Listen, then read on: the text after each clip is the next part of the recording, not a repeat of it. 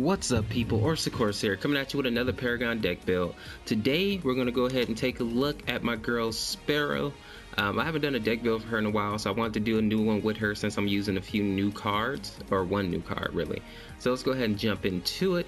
So Sparrow is going to be growth and order, and I start out with the Warlord. Once you get the prime buff, she gets 60 power, 100% damage bonus. She is a carry, you want her to hit hard, so I go with the Warlord. Now as we get down here to the consumables, I have them maxed out pretty much here. So I start out with the health potion, Scout's Ward, and then a strike token. Let me say this, and as I always say, you can play however you want, but if you are a carry and you don't have a ward and you keep screaming for people to place wards, you are an asshole.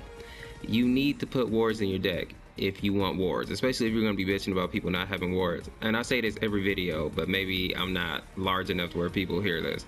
Put wards in your deck if you're a carry, because damage doesn't matter if you're dead. You know, having that Mad Stones gem, having those strike tokens, that's all fine and well, you know, but if you're dead, it doesn't matter. Now, okay, that's my little rant for right now. Don't expect other people to do what you should be doing. So don't expect your support to have a ward. You should have a ward, you know, because you're very important to the game. So that's my little rant for carries. If you're carrying, make sure that you can hold your own. Make sure that you're able to support yourself. Don't expect somebody to babysit you the whole game. So keep a ward in your deck.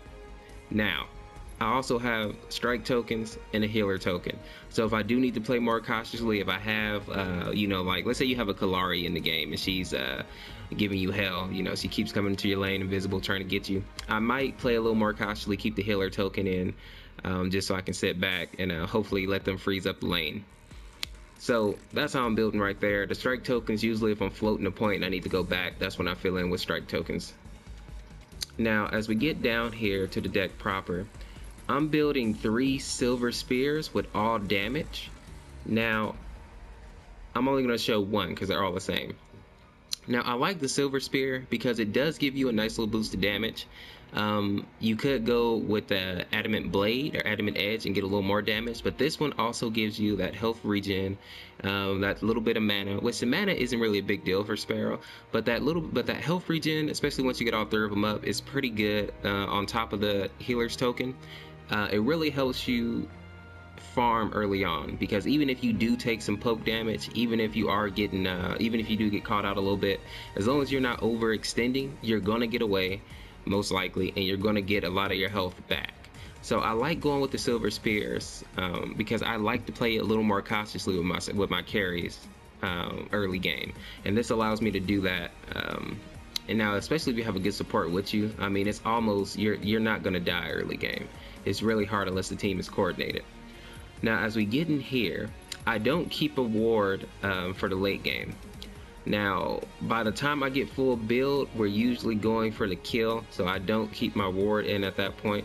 I go with Ash of the Witch actually. And now I'm trying this deck out. If this doesn't work out, I'm gonna go back to the Brawler's Ward, but I wanted to give it a shot because this card seems interesting. So the cards that I usually build first, I start out with the Windscarver Blade, once of course after my silver spears. This card gives you 6 power and then 5.5 attack speed, and once you fully upgrade it you get another 12 power. Now this deck is focused a lot on haste and power, so I do have a lot of attack speed power in this deck, and I equip this card with 3 strikes.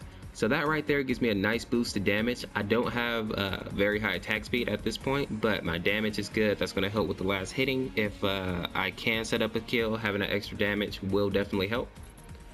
Now the second card I build is going to be another Windscarver's Blade, and it's exactly the same there.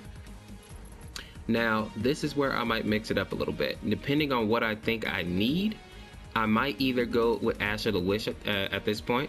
Now Ash of the Witch, I don't have it, I don't upgrade it at all. So this card gives you 12 power, which is okay, and the unique passive is what I like. So slow on ability hit.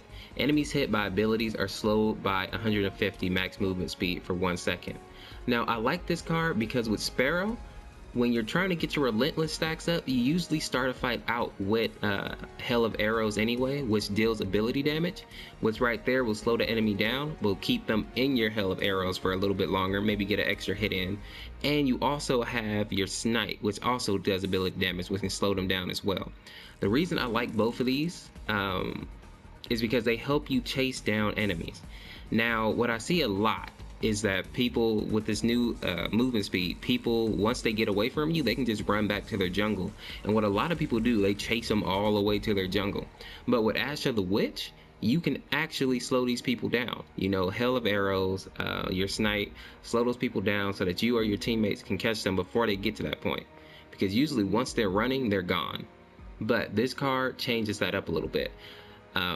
So I like keeping this in here just because it allows your team to secure kills a little bit easier. Now, you do sacrifice some power by putting this in your deck, but I think this is more useful than a little extra power. So that's why I go with that card, just because of the way the game is right now. Now at this point, I go with a Whirling Wand, which gives you 6 power, 5.5 attack speed, and then 11 attack speed once you fully upgrade it. I equip this with a major kinetic, or 2 major kinetics, and then a major cast, and that gives me a very good attack speed there. Then I go with my last Wind Carver's Blade. This card gives you 6 power, 5. I'm not going to repeat that again, I'm sorry. But I equip this one with 3 major casts. Now, the reason I go with the Wind Carver's Blade instead of going with my second Whirling Wand, because attack speed isn't all that great unless you have the damage to back it up. Attack speed is all fine and well if you have the damage. So I build a little bit of attack speed with the one Whirling Wand, then I go back and max out my damage there. And then the last card I build is the last Whirling Wand with another 2 kinetics and a major cast. Now, at that point, I'm sitting at some good power, and my attack speed is also fairly high. The Wind Carver's Blades gives me a little bit, but the Whirling Wands are what really does it. So, now, you don't have crit in this deck, so it looks a little bit different, because I know for a long time I built Sparrow with crit. But I think this is just as viable, because with her relentless stacks, and the attack speed, you're actually hitting just as hard, or maybe even a little bit harder, depending on how you build, than if you had crit. So I would say play around with it. That's just what I'm saying, but I don't have the numbers to back that up. I'm just eyeballing it. But I really chop down people very quickly.